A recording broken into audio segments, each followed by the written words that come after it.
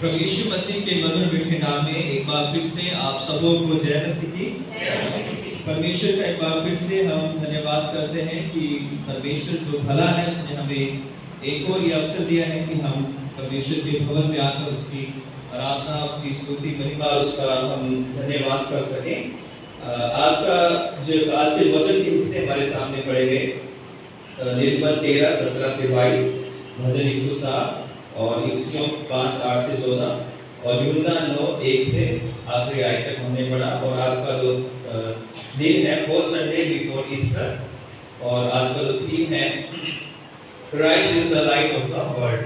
Christ is the light of the world. प्रभु यीशु मसीह जगत की ज्योति है। प्रभु यीशु मसीह जगत की ज्योति है। तो आइए हम प्रार्थना करें, इससे पहले हम प्रभु के वचन पर मनन करें। सर्वशक्तिमान पिता परमेश्वर, एक बार फिर से हम बड़ी दीनता, नम्रता के साथ आपके चरणों में आते हैं और आपका धन्यवाद करते हैं इस समय के लिए जो आपने हमें दिया है।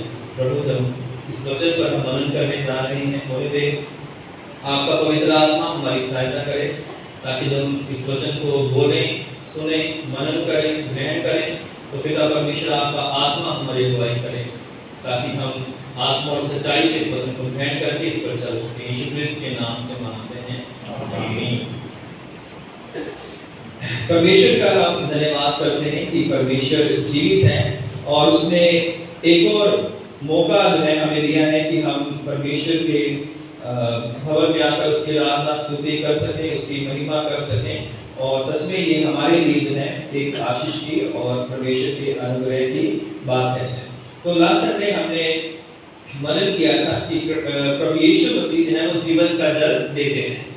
यीशु मसीह जीवन का जल है, वो जीवन का जल हमें देते हैं। आज यूहन्ना के सुसमाचार में से 9वां अध्याय हमने पढ़ा। वहां पर प्रभु यीशु मसीह कहते हैं कि मैं जगत की ज्योति हूं। तो कुछ उससे पहले हमने मनन किया था कि यीशु मसीह ने कहा कि I am the bread of life, मैं जीवन की रोटी हूं। तो ये सब चीजें, चाहे वो रोटी हो, चाहे वो पानी हो, चाहे लाइट हो, चाहे ज्योति हो, ये सब मनुष्य के जीवन से बहुत ज्यादा जुड़ी हुई है। इसके बगैर मनुष्य का जो अस्तित्व है वो पृथ्वी पर नहीं रह सकता था, क्योंकि जो लाइट है वो परमेश्वर ने उसके सोर्स जो बनाए हैं। सबसे बड़ी जो लाइट है वो सूर्य की रोशनी है, लाइट है जो पूरे संसार को रोशन करती है। फिर उसके बाद चांद है, सितारे हैं जो कि परमेश्वर ने बनाए हैं। और परमेश्वर खुद एक ज्योतिर्मय परमेश्वर है। जहां पर उसकी उपस्थिति होती है वहां पर रोशनी होती है, वहां पर लाइट होती है। और इसी तरह हम देखते हैं कि जो संसार में परमेश्वर ने जो हमें ज्योति दी है, मनुष्य ने भी जो है बड़े-बड़े बिजली के पावर प्लांट लगाकर जो है वो बिजली को उत्पन्न किया है, जिससे रोशनी हमारे घरों में, हमारे सड़कों पर, हमारे कंपनीज में, हमारे जहां भी हम काम करते हैं, रहते हैं, सोते हैं, तो हर जगह के लिए जो है रोशन करने के लिए मनुष्य ने भी, क्योंकि परमेश्वर ने मनुष्य को बुद्धि दी है, उसने भी जो है रोशनी को बनाया है। तो रोशनी या लाइट या ज्योति जो है हमारे लिए बहुत ही जरूरी है, क्योंकि इसके बगैर किसी भी मनुष्य का जीवन जो है पृथ्वी पर जो है उसका अस्तित्व नहीं रह सकता है। तो अगर हम किसी अंधेरे कमरे में जाएं और उसमें लाइट ना हो तो क्या होगा?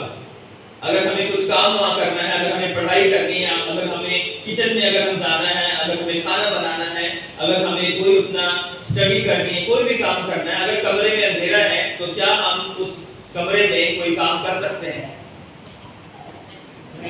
यानी आप सब चुप हैं, यानी अगर हम कर सकते हैं तो हम जो है किसी भी अंधेरे जगह पर कोई काम नहीं कर सकते। अगर यही सर्विस हम रात को करें और लाइटें बंद कर दें, मेरे सामने क्या लिखा है, आपके सामने क्या लिखा है, आपके पास बुक्स हैं, बाइबल हैं, लेकिन अगर रोशनी नहीं है, लाइट नहीं है, तो आप कुछ भी देख नहीं पाओगे, है ना? तो रोशनी जो है, लाइट जो है, वो हमारे लिए, हमारे जीवन के लिए बहुत ही जरूरी है। तो कुछ जो कैरेक्टरिस्टिक्स हैं जो है लाइट की, वो मैं बांटूंगा। उसके बाद जो है मैं यूहन्ना 9 पर जो है आऊंगा। तो जो लाइट है उसकी कुछ विशेषताएं हैं और हम सब जानते हैं उसको। बस इसको एक बार से फिर से मैं बताना चाहता हूं जो है कि पहला जो काम है लाइट का, लाइट डिस्ट्रॉयज डार्कनेस है। तो जहां लाइट होती है वहां अंधेरा नहीं रह सकता। अगर एक बड़े से अंधेरे कमरे में छोटा सा दीपक भी जलाओगे, छोटी सी मोमबत्ती भी जलाओगे, तो भी वो उस जगह को रोशन कर देगी। और पूरे अंधकार में अगर दूर से जो है एक छोटी सी चिंगारी भी, अगर एक दीपक भी जलेगा, तो बहुत कई किलोमीटर से उस दीपक को देखा जा सकता है ना। और अगर हम सितारों की बात करें तो हमसे कितने करोड़ों किलोमीटर दूर पे सितारे हैं और पृथ्वी से कई गुना, सूर्य से कई गुना बड़े हैं, लेकिन अंधेरे में जो है वो जब टिमटिमाते हैं तो वो हमें जो है दिखाई देते हैं, है ना। तो रोशनी जो है, पहला रोशनी का जो काम है, लाइट डिस्ट्रॉय डार्कनेस। सेकंड चीज जो है light brings site and understanding है। तो जहां पे रोशनी होती है उससे हम देख सकते हैं चीजों को और अंडरस्टैंड कर सकते हैं कि ये क्या है, ये क्या नहीं है ना। तीसरी चीज जो है लाइट ब्रिंग्स लाइफ। अगर सूर्य ना हो तो सारी जो पृथ्वी पर जीवन है, चाहे वो पेड़ पौधे हैं, चाहे वो मनुष्य है, वो जीवन खत्म हो जाएगा। चाहे वो जल के अंदर, समुद्र के अंदर जो है जीव जंतु हैं, तो उनमें जो लाइफ आती है वो सूर्य की रोशनी के द्वारा आती है। हमारा जो भोजन है, हमारी फसलें हैं, हमारे जो शरीर की जो कई जरूरतें हैं, विटामिन डी है या कैल्शियम जिसे हम कहते हैं, तो कई तरह की जो हीलिंग है वो सूर्य की रोशनी से हमें मिलती है। तो लाइट ब्रिंग लाइफ। चौथी चीज है लाइट हील्स। रोशनी जो होती है वो चंगा करती है ना, चंगाई देती है। कई लोगों को बोला जाता है कि धूप में बैठा करो तो आप ठीक हो जाओगे। जब बच्चा पैदा होता है तो अक्सर जो है उसे जॉन्डिस की प्रॉब्लम का खतरा रहता है, कईयों को हो भी जाता है, तो उसे एक लाइट में रखा जाता है, एक आर्टिफिशियल लाइट जो हॉस्पिटल में होती है। तो मम्मी पापा को बोला जाता है जब घर जाओ तो क्या करना, इसको सुबह की धूप दिखाना, क्योंकि उससे क्या होगी, उसकी हीलिंग होगी, है ना। अगर कोई जिसको प्रॉब्लम है उसकी हीलिंग होगी। तो लाइट ब्रिंग्स हीलिंग है। तो लाइट चीयर्स ना, लाइट जो होती है वो जॉय देती है, आनंद देती है, खुशी देती है। जहां अंधकार होता है वहां भय आता है, डर आता है, लेकिन जहां रोशनी होती है वहां पर हम जो है बड़े आनंदित हो जाते हैं और बड़े खुश हो जाते हैं। और हम अंधेरे रास्तों पर चलना पसंद नहीं करते क्योंकि हम डरते हैं इंसान होने के नाते। तो लाइट चीयर्स है, तो हमें वो खुशी देती है। छठी बात है लाइट गिव्स अस सिक्योरिटी, है ना। जो लाइट है हमें सिक्योरिटी देती है। जहां पे लाइट होती है तो हम वहां पे डरते नहीं हैं। हमारे बच्चे भी अगर कमरे में क्या होता है, अगर लाइट बंद है तो कहेंगे मम्मी आप चलो, डैडी आप चलो, भैया आप चलो, है ना, क्योंकि वो उस अंधेरे से डरते हैं। इसी तरह हम बड़े भी अगर हमें किसी सुनसान रास्ते में जाना पड़ेगा तो अंधेरा हो तो हम भी एक बार सोचेंगे जाए या नहीं जाए, है ना। तो जो लाइट है, जब जलती है लाइट, वो हमें सिक्योरिटी देती है। दिन में हम कहीं भी जाते हुए डरते नहीं और रात को हम सोचते हैं कि हम बाहर जाए या नहीं जाएंगे। आखिरी बात है लाइट ब्रिंग्स होप, जो है जो रोशनी है वो आशा लेकर आती है ना। जब जीवन में अंधकार होता है या हम कहें कि जो लोग अंधकार में बैठे होते हैं उनको जो रोशनी की एक भी किरण दिख जाती है तो वो रोशनी जब के जीवन में एक बहुत बड़ी आशा लेकर आती है। तो जो लाइट है वो हमें आशावान बनाती है। अगर कोई रात की ड्यूटी करता है और अंधेरे में वो कहीं बाहर खड़ा हुआ है या सिक्योरिटी गार्ड है, वो हमेशा उम्मीद करते हैं कि जल्द से जल्द रोशनी हो जाए, सवेरा हो जाए, ताकि हम इस अंधकार से बाहर निकल आए जाए। तो ये लाइट की कुछ विशेषताएं हैं। और जब यीशु मसीह कहता है कि मैं जगत की ज्योति हूं, तो ये सारी बातें हम प्रभु यीशु मसीह पर अप्लाई कर सकते हैं कि वो हमें चंगाई देता है, वो हमें आनंद देता है, वो हमें प्रोटेक्शन देता है, वो हमें आशा देता है, वो हमें जीवन देता है, वो हमें चीजों को समझने की ताकत देता है, अंडरस्टैंडिंग देता है कि हम सही और बुरे को जो है, गलत को पहचान सकें और यीशु मसीह हमारे जीवन के अंधकार को दूर करते हैं। तो प्रभु यीशु मसीह वो जगत की ज्योति है जो हमारे लिए इस पृथ्वी पर आए और हमें अंधकार से निकालकर हमें ज्योति की संतान उसने हमें बना दिया है। यूहन्ना 9वें अध्याय में एक व्यक्ति का उदाहरण है जो जन्म से अंधा था और उसकी उसका जो जीवन था पूरी तरह अंधकार में छाया हुआ था। सोचिए कि जिस व्यक्ति ने कभी रोशनी ना देखी हो, जिस व्यक्ति ने कभी लोगों को ना देखा, जिसने अपने कभी माँ बाप का चेहरा नहीं देखा, अपने भाई बहन का चेहरा नहीं देखा, वो क्या खा रहा है, क्या पहन रहा है, कैसा वो दिखता है, उसने वो कभी नहीं देखा, तो उसके जीवन में कितना बड़ा अंधकार उसके जीवन में छाया हुआ था। दूसरा, लोग कहते थे कि क्या तूने पाप किया है कि तू अंधा पैदा हुआ, या तेरे माँ बाप ने पाप किया है कि तू अंधा पैदा हुआ। यहूदी लोग सोचते थे कि अगर कोई बीमार है, किसी बीमारी कोई जन्म से कोई बीमार है किसी भी तरह का, चाहे वो अंधा है, चाहे वो लंगड़ा है, चाहे बहरा है, तो कोई ना कोई पाप उसने जरूर किया होगा, है ना। कोई ना कोई गलती तो इसने इसके माँ-बाप ने की होगी ताकि ये अंधा या लंगड़ा या गूंगा या बहरा पैदा हुआ है। तो दोष लगाने वाले की कमी उसके पास नहीं थी, तो उसके अंधेपन के ऊपर हमेशा उसको दोषी ठहराते थे।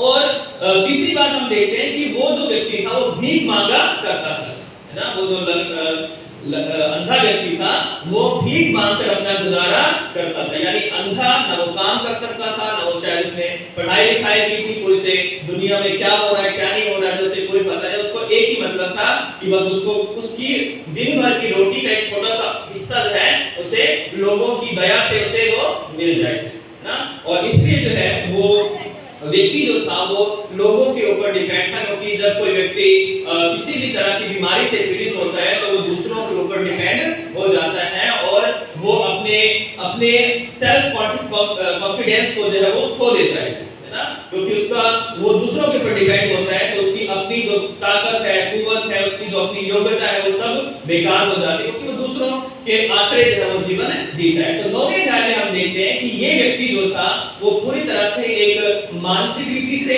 एक सामाजिक रीति से, आर्थिक रीति से हम देखें जो है और आत्मिक रीति से अपने एक जीवन के लो स्टेटस पर था, जहां पे जैसे कोई आशा या कोई रोशनी उसको जीवन में नजर नहीं आ रही थी।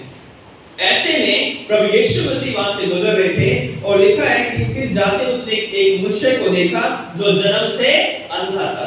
तो यीशु मसीह ने उसके अंधेपन को देखा है। वहां पे बहुत सारे लोग थे लेकिन किसी ने उसके अंधेपन को नहीं देखा कि उसे चंगाई मिल सके या कोई उसे चंगा नहीं कर सकता था, क्योंकि शायद किसी के पास वो सामर्थ्य नहीं थी। लेकिन एक है जो हमारी हर एक अंधेपन को, हमारी हर एक बीमारी को, हमारे हर एक परेशानियों को, हमारे ऐसे चीजों को जो हम दूसरों से शेयर भी नहीं कर सकते, अगर वो हमारे पास है तो हमारी हर एक चीज को देखता है। जो लोग नहीं देखते, जो भाई बहन नहीं देख सकते, माता पिता नहीं देख सकते, जो बच्चे नहीं देख सकते, जो मित्र नहीं देख सकते, वो सब चीजें परमेश्वर हमारे जीवन में देखता है कि इनको क्या चाहिए। उस अंधे को प्रभु यीशु मसीह ने देखा। तो हम इस पूरे अध्याय को 3-4 हिस्सों में अगर हम बांटे तो पहले हम देखते हैं कि 1 से 12 में प्रभु यीशु मसीह ने उसको चंगा किया। फिर हम अगर 13 से 23 पढ़े तो फरीसियों ने उसकी चंगाई को जो है लोग पूछताछ की कि कैसे ये चंगा हो गया। फिर 24 से 34 में उसके माँ-बाप को बुलाया गया कि कैसे ये चंगा हो गया। उसके बाद 35 से 38 में जो है वो व्यक्ति दोबारा यीशु से मिलता है और अंत में प्रभु यीशु मसीह ने फरीसियों के अंधेपन पर उल्हाना दिया है। तो यहाँ पर हम देखते हैं कि 1 से 12 में प्रभु यीशु मसीह जब उसको देखा तो चेलों ने पूछा कि किसने पाप किया है, क्या इसने इसके माता पिता ने। यीशु मसीह ने कहा कि ना इसने पाप किया और ना ही इसके माता पिता ने पाप किया है। तो हम ये कई बार संसार में दूसरों पर कोई जब दर्द आता है, कोई बीमारी होती है तो हम सोचते हैं कि जरूर कोई ना कोई इसने पाप किया होगा, है ना। आज के संसार में ऐसी बहुत सारी बीमारियां हैं जो हमें पता भी नहीं चलता कि धीरे धीरे हमारे जीवन में वो आ जाती है और हमें पता नहीं चलता है। और इसलिए जो है हर बीमारी पाप का कारण नहीं है, हर बीमारी पाप का कारण नहीं है। बेशक बहुत सारी बीमारियां पाप का कारण है, लेकिन हर एक बीमारी पाप का कारण नहीं है। उसमें हमारी कुछ हमारा जो आसपास का जो एटमॉस्फेयर है उसका कोई कारण हो सकता है, हमारे खान-पीन का कारण हो सकता है, या हमारी लापरवाही हो सकती है, या और तरह के कई रीजंस हो सकते हैं जहां पर हम बीमार हो सकते हैं। लेकिन हर बीमारी पाप का कारण नहीं है, क्योंकि पाप के कारण जो है हर बीमारी इस संसार में नहीं आई है। लेकिन यीशु मसीह ने कहा कि ना इसने पाप किया ना इसके माँ-बाप ने पाप किया, लेकिन ये इसलिए बीमार है ताकि परमेश्वर के काम उसमें प्रकट हो सके। तो वो जो व्यक्ति था उसकी चंगाई होनी थी, उसके द्वारा परमेश्वर की महिमा और उस समय के लोगों को देखनी थी, चेलों को देखनी थी, फरीसियों को देखनी थी। इसलिए प्रभु यीशु मसीह कहते हैं कि ये इसलिए बीमार है ताकि जो है परमेश्वर की महिमा इसमें प्रकट हो सके। यीशु मसीह ने कहा कि जिसने मुझे भेजा है उसके काम दिन की दिन में करना आवश्यक है। वह रात आने वाली है जिसमें कोई काम नहीं कर सकता है। जब तक मैं जगत में हूं तब तक जगत की ज्योति है। तो प्रभु यीशु मसीह हमारे जगत की ज्योति है, मेरे और आपके लिए वो जगत की ज्योति है। फिर यीशु मसीह ने जो है थूका और जमीन पर उसमें जो मिट्टी थी उसमें मिट्टी को साना और सान कर उसके आंख पे लगाया और उसको कहा जाकर शिलो में धो ले। और जब वो जाकर उस शिलो में गया, शिलो का कुंड जो था उसमें जाकर उसने धोया और जब लौटता हुआ आया तो वो देखने लगा और बहुत ही वो आनंदित हुआ क्योंकि अब वो देखने लगा था। तो हम यहाँ पर देखते हैं कि ये चंगाई जो है या यीशु मसीह का जो ये काम है दूसरे कामों से थोड़ा सा फर्क है ना। कई जगह यीशु मसीह ने किसी को छुआ, किसी को शब्द बोल दिए तो वो लोग चंगे हो गए, लेकिन यहाँ पर प्रभु यीशु मसीह थूकते हैं और उससे मिट्टी को सानते हैं, मिट्टी को सान कर उसकी आंखों पर लगाते हैं, उसे कहते हैं कि जा और जाकर शिलो के कुंड में धो ले ना। और उसने इस बात को माना जो है ना और वो मानकर शिलो के कुंड में गया और वहां पर उसने अपनी आंखों को धोया। तो उसने ये नहीं कहा कि प्रभु यीशु मसीह, मैंने तो सुना है कि आपने तो बोलने से लोगों को चंगा कर दिया, आपने तो छूकर लोगों को चंगा कर दिया। पुराने नियम में नामान कहता था कि मैं तो सोचता था कि एलीशा आएगा और मेरे ऊपर आकर हाथ रखेगा, मेरे कोढ़ को चंगा करेगा, तो शायद ये भी कह सकता था कि प्रभु मुझे कष्ट न दे, मैं इतनी दूर नहीं जा सकता, मुझे दिखाई नहीं देता, आप ही मुझे जो है छूकर चंगा कर दो। तो यीशु मसीह जब चंगाई देते हैं, प्रभु यीशु मसीह के चंगाई के तरीके अलग-अलग होते हैं ना। प्रभु जो है इस संसार में आज भी अपने लोगों को चंगा करते हैं, लेकिन उसके चंगाई के तरीके अलग-अलग होते हैं ना। तो चंगाई जो है वो परमेश्वर देना चाहता है, हर व्यक्ति को देना चाहता है, लेकिन उसके तरीके जो है वो परमेश्वर अलग-अलग अपनाता है। सारे लोग जो है दवाइयों से ठीक नहीं होते, सारे लोग प्रार्थना से भी ठीक नहीं होते हैं, उनको डॉक्टर के पास जाना जरूरी है। अगर वो डॉक्टर के पास जाएंगे, परमेश्वर चंगाई देने वाला है, चंगाई देगा परमेश्वर, लेकिन हर एक काम का एक प्रोसेस परमेश्वर ने अलग-अलग तरीके से बनाया है। अगर चंगाई सिर्फ आश्रय कर्म के द्वारा ही हो तो सिर्फ ईसाई लोग चंगे हो, बाकी सारी दुनिया क्या हो जाए, हॉस्पिटलों में क्या हो जाएगी, मर जाएगी। कोई उनके लिए कोई प्रेयर करने वाला नहीं है तो वो क्या हो जाएंगे, मर जाएंगे। लेकिन चंगाई जो है वो परमेश्वर का एक प्रोसेस है ना। हर व्यक्ति के लिए अलग-अलग तरीके से परमेश्वर ने चंगाई को उपलब्ध करवाया है। किसी को छुआ, किसी को शब्द कहे और इसको क्या कहा, मिट्टी सानी और मिट्टी लगाकर जो है उसको कहा कि जाकर शिलो के कुंड में धो ले। अगर वो कहता कि मैं शिलो के कुंड में नहीं जाऊंगा, मुझे अभी चंगाई चाहिए, तो शायद वो कहता जब तू मेरी आज्ञा नहीं मानता तो मैं तुम्हारे लिए कुछ नहीं करूंगा। तो कई बार हमें अपनी चंगाई को अलग-अलग तरीकों से लेना पड़ता है, क्योंकि परमेश्वर हमें चंगा करने वाला वो ही है ना। अब कुछ लोग कहेंगे कि अरे परमेश्वर, हमें सबसे पहले परमेश्वर के पास जाना चाहिए। सच में हमें अपनी हर एक प्रॉब्लम के लिए सबसे पहले परमेश्वर से हमें प्रार्थना करनी चाहिए, लेकिन परमेश्वर ने जो बुद्धि दी है उसको भी जो है हमें इस्तेमाल करना चाहिए। एक पासवान थे, वो प्रचार करते कि मैं कभी दवाई नहीं खाऊंगा, जो दवाई खाते थे उनका मजाक उड़ाते थे, है ना।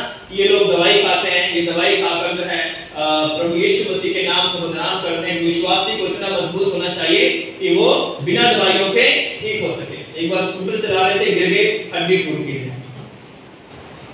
और फिर कहां गए, हॉस्पिटल, क्योंकि हड्डी तो प्रार्थना से जाए, घर में बैठे प्रार्थना करते रहे कि हड्डी जुड़ जाएगा, वो लग रही है या फ्रैक्चर आ गया उसमें तो हड्डी जुड़ जाए, तो क्या होगा, नहीं जुड़ेगी। परमेश्वर जोड़ सकता है, लेकिन प्रोसेस क्या है कि जा डॉक्टर के पास जा और डॉक्टर से इलाज करवा और मैं चंगा करूंगा, है ना। तो परमेश्वर के चंगाई देने के तरीके जो हैं वो अलग-अलग हैं। मेडिकल साइंस सबसे पहला तरीका है जो संसार में परमेश्वर ने दुनिया को चंगा करने के लिए दिया है ना। जब सब कहीं से कोई व्यक्ति हार जाए, कोई मेडिकल से हार जाए, कोई तंत्र मंत्र और जादू टोने करके भी हार जाए और लोगों के पास जो है कोई जड़ी बूटियां खाकर भी हार जाए, तब जो है कहता है, अगर हम कहें कि अब हम सब हार चुके हैं, तब कहते हैं परमेश्वर की जब दुनिया के रास्ते बंद होते हैं तब मेरे पास आ, मेरा दरवाजा तब खुलता है जब मनुष्य की कोशिशें बेकार हो जाती हैं या खत्म हो जाती हैं ना। तो परमेश्वर जो है वो चंगाई देता है, लेकिन अलग-अलग तरीकों से चंगाई देता है। इस व्यक्ति को भी कहा कि जाकर शिलो के कुंड में धो ले और उसने शिलो के कुंड में जाकर धोया और वो चंगा हो गया ना। और जब वो चंगाई मिली तो उस चंगाई का लोगों ने बड़ा आश्चर्य किया। लोग पूछने लगे कि ये क्या ये वही व्यक्ति है ना, क्या ये वही है जिसने जो भीख मांगा करता था और अब जो है ये चंगा हो गया है, अब ये देखने लग गया है। तो 12वीं आयत तक उससे खूब पूछताछ की जाती है और उसने कहा कि यीशु मसीह नाम व्यक्ति ने मेरी आंखों को छुआ, मिट्टी सान कर आंखों पर लगाया और उसने कहा कि शिलो के कुंड में जाकर धो ले, और मैंने धो लिया और मैं देखने लगा। जो अंधे प्रभु यीशु मसीह की आज्ञा का पालन करते हैं वो देखने लगते हैं, यानी आत्मिक रीति से जो अंधे हैं वो यीशु मसीह की आज्ञा वचनों को सुनते हैं, उसकी बातों को मानते हैं तो वो देखने लगते हैं। उसके बाद हम देखते हैं कि उसे उसकी चंगाई जो थी वो फरीसियों के पास पहुंचाई गई। इस व्यक्ति ये ऐसा सा व्यक्ति है जिसे यीशु मसीह ने चंगा किया। फरीसी हमेशा हर बात पर यीशु मसीह के अंदर दोष ढूंढना चाहते थे और यहाँ पर भी हम देखते हैं कि उन्होंने पहला दोष इसमें ये ढूंढा कि इसने शब्द के दिन इस जन्म के अंधे को चंगा कर दिया। ये तो क्या है, पाप है ना। वो इस बात से खुश नहीं थे कि एक व्यक्ति जो कितने सालों से बीमार था, वो देख नहीं सकता था, उसकी हालत बड़ी खराब थी, आर्थिक पारिवारिक रीति से वो एक सताया हुआ व्यक्ति था, अंधकार में था, उससे खुशी नहीं हुई है ना। दुख इस बात का था कि ये शब्द के दिन क्यों किया गया। तो बहुत सारे लोग जो है कई ट्रेडिशंस को फॉलो करते हैं, कहते हैं कि काम हो गया ठीक है, लेकिन ऐसा क्यों हुआ ना। जैसा हम कह रहे थे वैसा ही होना चाहिए, जैसा हमने सोच रखा है, जैसा हमने प्लान कर रखा है, जैसा हमने लोगों को बता रखा है कि ये काम ऐसा होना चाहिए, ऐसा ही होना चाहिए। काम हो गया ठीक है, बहुत अच्छा काम हुआ ना, ठीक है, लेकिन जो है हमारी इच्छा के अनुसार क्यों नहीं हुआ ना। हमें पूछकर क्यों नहीं हुआ, हमें बताकर क्यों नहीं हुआ, हमारी परमिशन से काम क्यों नहीं हुआ। तो ऐसे कलीसिया में बहुत सारे लोग मिलेंगे जो कहेंगे कि हमारे मर्जी के बगैर ये काम कैसे हो गया।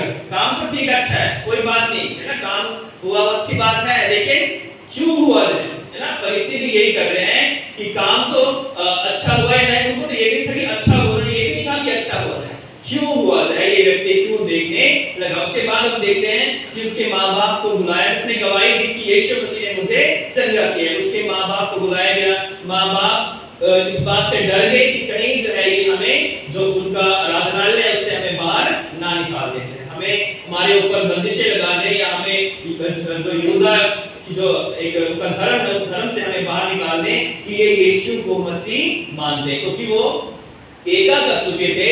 यदि कोई व्यक्ति ये कहे कि यीशु मसीह है तो उसे हम आराधनालय से बाहर निकाल दें। तो उन्होंने कहा कि ये तो सियाना है, इसी से पूछो, हमें कुछ नहीं पता, हम तो ये जानते हैं कि ये अंधा था और अब ये देखता है, हमें नहीं पता, इसी से पूछो जाए। तो हम देखते हैं कि 13 से 24 आयत तक जो है उसके माँ-बाप को बुलाया जाता है और वो उसके माँ-बाप जो है वो सही से उन्हें जवाब नहीं देते हैं। फिर हम देखते हैं 24 से 34 तक दूसरी बार उस व्यक्ति को बुलाया जाता है कि बता क्या हुआ। उसने फिर कहा कि मैं पहले तुम्हें बता चुका हूं, क्या तुम भी उस पर विश्वास करना चाहते हो, है ना।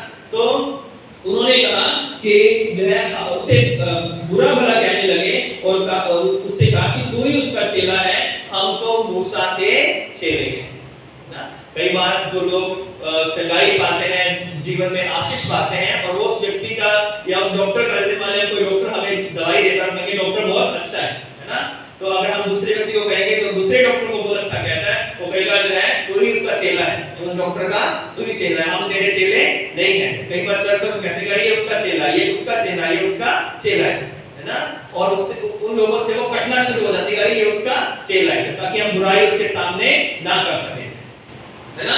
तो यहाँ पर वो कहते हैं कि हम तो मूसा के चेले हैं, यीशु मसीह के चेले नहीं हैं। और हम जानते हैं कि परमेश्वर ने मूसा से बातें की, परंतु इस मनुष्य को नहीं जानते कि ये कहाँ का है ना। पहले कहते थे कि हम जानते हैं कि ये कहाँ का है, इसके माँ-बाप को, इसके भाई बहनों को हम जानते हैं, है ना, इसके बहनें हमारे बीच में रहती हैं, तो ये कैसे बड़े-बड़े काम कर सकता है। एक समय था जब ये कहते थे कि हम इसे जानते हैं, उसके जानने के कारण उस पर विश्वास नहीं करते थे। आज जब उसने अंधे को आंखें दे दी तो वो कह रहे हैं कि हम इसे जानते नहीं कि ये कौन है।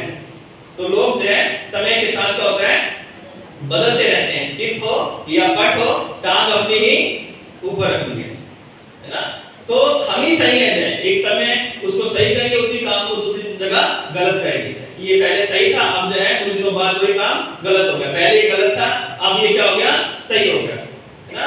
तो वो कह रहे हैं कि जो है परंतु उस मनुष्य को हम नहीं जानते कि ये कहाँ का है। उसने उनको उत्तर दिया, उस अंधे ने जो ठीक हुआ था उसने कहा कि ये तो अचंभे की बात है कि तुम नहीं जानते कि वो कहाँ का है, तो भी उसने मेरी आंखें खोल दी है। तुम्हें पता नहीं है, तुम्हारे बीच में एक ऐसा व्यक्ति है लेकिन उसने मेरी आंखें खोल दी हैं।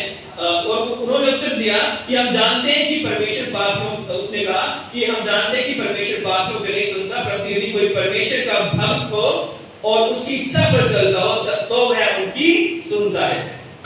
वो फरीसी ये सिद्ध करना चाहते थे कि यीशु मसीह पापी है और वो परमेश्वर की ओर से काम नहीं कर रहा है, लेकिन वो अंधा जिसने इसकी आंखें खुली थी वो उनको कह रहा है कि हम जानते हैं कि परमेश्वर पापियों को की नहीं सुनता ना। अगर परमेश्वर पापियों की सुनता तो तुम लोग मुझे कब का चंगा कर चुके होते। तुम जो हमसे दान मांगते हो, तुम जो है बड़े बड़े जो है जो भेड़े हैं या बलियां हैं जो हमसे मांगते हो हैं, अगर तुम्हारे पास जो है अगर वो सामर्थ होती तो तुम मुझे कब से जो है चंगा कर चुके होते, लेकिन तुमने मुझे चंगा नहीं किया क्योंकि परमेश्वर पापियों की नहीं सुनता है। जो परमेश्वर का भय मानेंगे उनकी परमेश्वर सुनता है। और जगत के आरंभ से यह कभी सुनने में नहीं आया कि किसी ने भी जन्म के अंधे की आंखें खोले हो। यदि यह व्यक्ति परमेश्वर की ओर से ना होता तो कुछ भी नहीं कर सकता था ना। यदि यीशु मसीह परमेश्वर नहीं थे या वो परमेश्वर की ओर से नहीं आए थे तो वो संसार में इतने बड़े बड़े काम नहीं कर पाते। और आज भी बहुत सारे लोग उस पर विश्वास नहीं करते, उसके कामों पर विश्वास नहीं करते। आज भी लोग कहते हैं कि अरे ये तो भोग रच रहे हैं, तो उसके नाम से कुछ कर रहे हैं, मसीह लोगों को पैसे देकर ईसाई बना रहे हैं, ये कर रहे हैं, वो कर रहे हैं, तरह तरह के झूठे आरोप लगा रहे हैं और यीशु मसीह की सच्चाई को स्वीकार करना नहीं चाहते। लेकिन यहाँ पर जब हम देखते हैं कि जो कोई व्यक्ति परमेश्वर की ओर से नहीं है वो कुछ भी नहीं कर सकता है। तो 34 से लेकर 38 तक वो फिर उसे डांटते हैं और कहते हैं कि उन्होंने उत्तर दिया कि तू तो बिल्कुल पापों में जन्मा है, तू हमें क्या सिखाता है।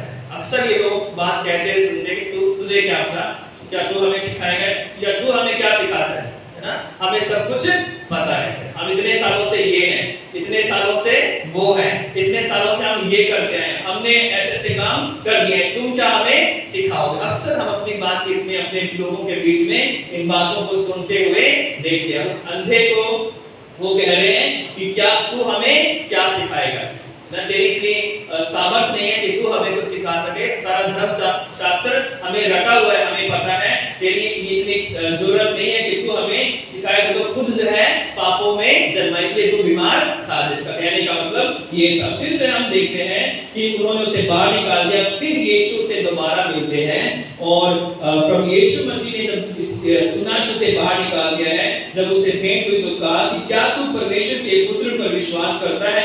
उसने कहा कि हाँ हे प्रभु, वह कौन है कि मैं उस पर विश्वास करूं। यीशु ने उससे कहा कि तूने उसे देखा भी है और जो तेरे साथ बातें कर रहा है वही है। उसने कहा कि हे प्रभु, मैं विश्वास करता हूं और उसे दंडवत किया। तो यहाँ पर देखते हैं कि पहले इसने कहा था कि वो भविष्य रखता है, तो फरीसी ने पूछा कि यीशु भविष्य रखता है, लेकिन अब ये क्या कह रहा है, प्रभु जो है लॉर्ड मतलब स्वामी जो है परमेश्वर। अब वो यीशु मसीह को सिर्फ नबी नहीं मान रहा है, अब वो प्रभु यीशु मसीह को अपना परमेश्वर मान रहा है। और उसके बाद यीशु मसीह ने कहा कि तब यीशु ने कहा इस जगत में मैं न्याय करने के लिए आया हूं ताकि जो नहीं देखते हैं वो देखें और जो देखते हैं वे अंधे हो जाएं। तब फरीसी जो उसके साथ थे उन्होंने सुनकर इस बात से कहा कि क्या हम अंधे हैं। यीशु ने उससे कहा यदि तुम अंधे होते तो पापी ना ठहरते, परंतु अब कहते हो कि हम देखें इसलिए तुम्हारा पाप बना रहता है। अगर अंधे होते तो कोई बात नहीं थी क्योंकि तुम पापी नहीं ठहरते, लेकिन अब जब ये कह लो कि हमें सब कुछ पता है, हम सब जानते हैं, हम मूसा के चेले हैं और हमें सिखाने की जरूरत नहीं है, तो अब तुम सच में क्या हो, अंधे हो, तुम्हारा पाप बना रहता है। तो आज प्रभु यीशु मसीह इस आश्चर्य कर्म के द्वारा हमें भी सिखाना चाहता है कि हम जो ज्योति की संतान है, वो प्रभु जो हमें चंगाई देता है, हमें जीवन देता है, जो हमें हीलिंग देता है, जो हमें सुरक्षा देता है, जीवन की सारी जरूरतों को पूरा करता है, उस परमेश्वर को, उस लाइट को हम कैसे ग्रहण करते हैं। अगर वो उस ज्योति को हमने ग्रहण किया है, तो इफ्सियों में पौलुस ने कहा है, इफ्सियों की पत्री में अगर हम पढ़ते हैं तो उसके 8वीं आयत से लिखा हुआ है कि क्योंकि तुम पहले अंधकार थे परंतु अब प्रभु में ज्योति हो। पहले अंधकार थे, अब ज्योति हो, सो ज्योति की संतान की नाई चलो। तो आज ये जो हमने जो मनन किया है उसका मकसद क्या है कि जब हम ज्योति की संतान बनाए गए हैं तो हम क्या करें, प्रभु यीशु मसीह की ज्योति में चले जाएं। अगर हम उसको पढ़ते भी हैं, सुनते भी हैं, प्रचार करते हैं, बोलते हैं, और हमें इसका बहुत बार इसको हमने अलग-अलग लोगों से सुना भी है और हमारी जिंदगी में इसका कोई असर नहीं है, तो इसका पढ़ना, सुनना, बोलना क्या है, वो बेकार है।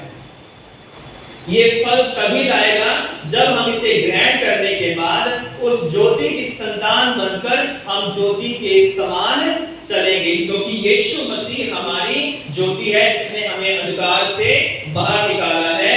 क्योंकि उनके लिखा है क्योंकि ज्योति का फल सब प्रकार की भलाई और धार्मिकता और सत्य है। अगर हम ज्योति में चलते हैं तो हमारे अंदर सब प्रकार की भलाई, धार्मिकता और सत्य पाया जाएगा, झूठ पाया हमारे अंदर नहीं जाएगा। और यह प्रभु की प्रभु को क्या भाता है, आज हमें ये सोचना है, अपने आप से ये पूछना है कि मेरी जिंदगी से परमेश्वर क्या चाहता है, क्या उसको भाता है मेरी जिंदगी से। क्योंकि उनके गुप्त कामों की चर्चा है और अंधकार के निष्फल कामों में सहभागी ना हो, वरन उन पर उल्हाना दोष है। अंधकार के बुरे बुरे काम जो पाप हैं उनमें हम शामिल ना हो, वरन उन पर हम उल्हाना दें। और जितने कामों पर उल्हाना दिया जाता है वे सब ज्योति से प्रकट होते हैं, क्योंकि जो सब कुछ प्रकट करता है वह ज्योति है। और वो ज्योति कौन है, प्रभु यीशु मसीह। मैं जगत की ज्योति हूं। और जो कोई उस पर विश्वास करता है वो कभी अंधकार में नहीं चलेगा। अगर हम यूहन्ना 8:12 पढ़े तो लिखा हुआ है, तब यीशु ने फिर लोगों से कहा, जगत की ज्योति मैं हूं, जो मेरे पीछे बोलेगा वह अंधकार में ना चलेगा परंतु जीवन की ज्योति पाएगा। तो आज मेरे और आपके पास जीवन की ज्योति है। अगर हम इस ज्योति पर विश्वास करेंगे तो हमारे अंदर वो ज्योति आएगी और हम जहां जाएंगे वहां का जो माहौल, वहां से अंधकार दूर हो जाएगा और उस जगह पर, उस घरों में, उस परिवारों में, उन लोगों के अंदर जो है एक रोशनी आएगी। और यदि हम अंधकार से भरे हुए हैं तो हम जहां जाएंगे वहां की जो थोड़ी बहुत रोशनी में कहीं है उसको भी हम क्या कर देंगे, खत्म कर देंगे। तो आज हमारे पास क्या है, क्या यीशु मसीह की रोशनी है या शैतान का दिया हुआ अंधकार है। जब हम यहाँ पर आते हैं तो हम परमेश्वर की ज्योति से भरे हुए लोग हैं, क्योंकि प्रभु ने हमें ज्योति की संतान बनाया है। अगर हमारे पास ज्योति है तो जब हम बाहर जाएंगे तो हमारे साथ क्या जाएगा, हमारे साथ ज्योति जाएगी जो परमेश्वर ने हमारे अंदर दी है। अगर हमारे अंदर अंधकार है तो हमारे साथ क्या जाएगा, अंधकार, है ना। दिन भी होगा, रोशनी होगी, धूप होगा, लेकिन अंदर क्या होगा, अंधकार होगा। और जो जिसके पास होगा वो दूसरों को क्या दे सकता है, जिसके पास जो होगा वो ही वो दे सकता है। तो मेरे पास यदि ज्योति है तो मैं ज्योति दूंगा, यदि मेरे पास अंधकार है तो मैं दूसरे को अंधकार दूंगा। अंधकार के काम झूठ, प्रेम, धोखा, चुगलियां, बुराइयां, निंदा, विचार, तरह तरह के बुरे काम हैं। और ज्योति के काम है धार्मिकता, सत्य और भलाई, है ना। बुराई में भी भलाई को ढूंढ लेना। तो दो पड़ोसी थे जो है, एक के पास सूरों का बहुत बड़ा उसका एक बिग फार्म था जो है, और दूसरा उसका पड़ोसी था, उसके पास फूल और सब्जियां अपने आंगन में लगाया करता था। तो जो बिग फार्म जिसका था वो क्या करता था, वहां की जो गंदगी थी, क्योंकि उससे बड़ा जलता था, चिढ़ता था, उसे घर में फेंक दिया करता था। बहुत दिन तक वो व्यक्ति परेशान था कि मैं क्या करूं, ये जो एक गंदगी होती है जिसके पास है वो मेरे आंगन में फेंक देता है। तो उसने उसका सॉल्यूशन ढूंढा कि मैं इसको भी कुछ ना कुछ दूंगा जो मेरे पास है। तो उसने फूलों का गुलदस्ता बनाता, वो सुबह सुबह उसके घर में, उसके आंगन में फेंक देता था। फिर कभी सब्जियां ताजी ताजी होती, वो सब्जियां जो उसके आंगन में फेंक देता। कई दिनों के बाद वो व्यक्ति टूट गया जब उसने देखा कि मैं रोज इसके घर में कचरा फेंकता हूं और ये मेरे घर में रोज फूल फेंकता है और सब्जियां हरी हरी भेजता है ताकि मैं उसने उससे पूछा कि भाई ये आप कैसे कर सकते हो, है ना, क्योंकि मैं आपके लिए हमेशा बुरा सोचता हूँ लेकिन आप मुझे बहुत अच्छी अच्छी चीजें देते हो जाए। तो उसने कहा कि बड़ी आसान बात है, बड़ी सिंपल है, क्योंकि जो आपके पास है वो मुझे आप देते हो और जो मेरे पास है वो मैं आपको देता हूँ। तो जब हम यहाँ से चर्च से बाहर जाते हैं तो हम किसको क्या देते हैं, ये हमारे अंदर जो है उसके ऊपर डिपेंड करता है कि क्या हमारे अंदर है। क्या बाहर निकलते चुगलियां, लड़ाई झगड़े की बातें, ईर्ष्या द्वेष की, घमंड की, है ना, बुराइयों की बातें हमारे अंदर है तो हम दूसरों को वही देंगे, क्योंकि वो शैतान के राज्य का एक हिस्सा है। यदि हमारे अंदर प्रेम, शांति, धीरज, मेल मिलाप, भाईचारे की बातें है, प्रभु का वचन हमारे पास है, धन्यवाद है, परमेश्वर की महिमा है, तो याद रखें परमेश्वर की ज्योति आपके अंदर है। तो एक मसीह होने के नाते आप ये कह सकते हो कि यीशु मसीह हमारी ज्योति है, मैं उसकी ज्योति, क्योंकि यीशु ने कहा कि तुम जगत की ज्योति हो। लेकिन ये डिपेंड हमारे ऊपर करता है कि मुंह से हम बोलने वाले हैं या अंदर जो है ज्योति को रखने वाले हैं। परमेश्वर मुंह से बोलने वाले हे प्रभु करने वालों को पसंद नहीं करता। परमेश्वर उनसे प्रेम करता है जो हृदय से, संपूर्ण मन से, संपूर्ण बुद्धि से, संपूर्ण प्राण से अपने परमेश्वर से प्रेम करते हैं। तो आज से जब आप बाहर जाओ, अपने घर में जाओ, अपनी जॉब पर जाओ, तो ये सोचो कि मेरे अंदर क्या है, और जो आपके अंदर होगा आप उससे ज्यादा किसी को कुछ भी नहीं दे सकते हो ना। अगर मेरे पास 100 रुपए हैं तो मैं किसी को 200 नहीं दे सकता, क्योंकि 100 है उसमें से मैं 100 या 10, 20, 30, 50 दे सकता हूं, लेकिन मैं 100 से ज्यादा नहीं दे सकता। तो आज मेरे और आपके पास क्या वो ज्योति है या नहीं है, वो आपको बताने की जरूरत नहीं है। वो आपके कामों से, आपकी जुबान से पता चल जाएगा कि इसके पास क्या है। तो आप टोक सकते हो कि भाई मुझे ये आपका अधिकार नहीं चाहिए, मैं ज्योति से भरा हुआ हूं और मैं ज्योति की बातें करने वाला हूं, तो मैं अंधकार किसी के ना सुनूंगा, अपने अंदर अंधकार आने नहीं दूंगा। मैं ज्योति की संतान हूं तो मैं आपको ज्योति देता हूं, और ज्योति ये है कि यीशु मसीह पर विश्वास करो तो आपके जीवन का अंधकार खत्म हो जाएगा। तो प्रभु आप सबों को आशीष दे और अपना अनुग्रह दे। प्रभु यीशु मसीह की ज्योति को ग्रहण करो, उसमें चलते रहो, क्योंकि वो ज्योति का परमेश्वर है, वो जगत की ज्योति है, वो मेरे और आपकी ज्योति। इसने कहा है कि तुम जगत की ज्योति हो। आइए प्रार्थना करें। प्यारे खुदावंद यीशु मसीह, हम एक बार फिर से आपका धन्यवाद करते हैं कि आपने हमें जगत की ज्योति बनाया है, और जो नगर पहाड़ पर बसा है वो कभी छिप नहीं सकता। पिता, आपने हमारे जीवनों को ऐसा एक आशीषित बनाया है कि हम दूसरों के लिए एक ज्योति और आशीष का कारण बन जाए। पिता, हमारे अंदर से सारे अंधकार को दूर कीजिए और अपनी ज्योति से, अपने उस पिता सामर्थ से हमें भर दीजिए, ताकि हम जहां जाए वहां आपकी रोशनी फैलाएं। प्रभु यीशु मसीह के नाम से मांगते हैं, आमीन। आप सबों को जय मसीह की। परमेश्वर आप सबों को आशीष दे।